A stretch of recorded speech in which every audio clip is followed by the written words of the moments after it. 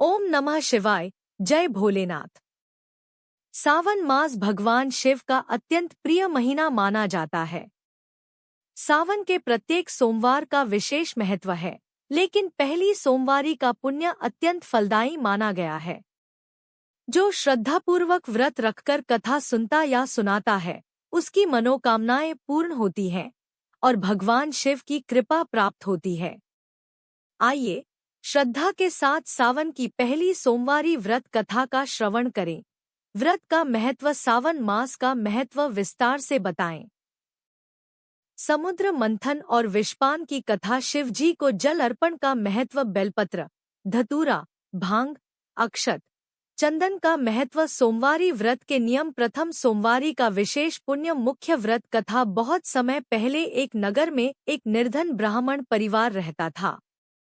वे शिवभक्त थे, लेकिन अत्यंत गरीबी में जीवन व्यतीत कर रहे थे। ब्राह्मण दंपत्ति संतानहीन थे और आर्थिक संकट से परेशान थे। एक दिन एक सिद्ध संत उनके घर आए। उन्होंने दंपत्ति को सावन की प्रथम सोमवारी का व्रत रखने और भगवान शिव की कथा सुनने का उपदेश दिया। दंपत्ति ने पूरे श्रद्धाभाव से व्रत किया, शिवलिंग का अभिषेक किया और कथा सुनी। कुछ समय बाद भगवान शिव साधु का रूप धारण कर उनके घर पहुंचे और उनकी परीक्षा ली। दंपत्ति ने अपनी अल्प संपत्ति होते हुए भी अतिथि सेवा की। उनकी भक्ति से प्रसन्न होकर भगवान शिव ने दर्शन दिए और वरदान दिया, घर में सुख समृद्धि आएगी, संतान प्राप्त होगी, सभी दुख दूर होंगे। धीरे धीरे उनका जीवन बदल गया।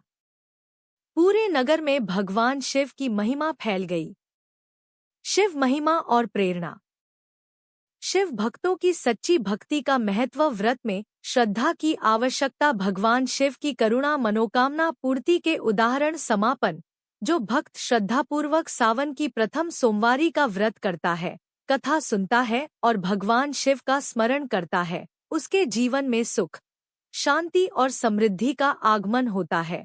इसके बाद 108 बार ओम नमः शिवाय जप का संक्षिप्त भाग। शिव आरती, जय शिव ओंकारा का संक्षिप्त उल्लेख।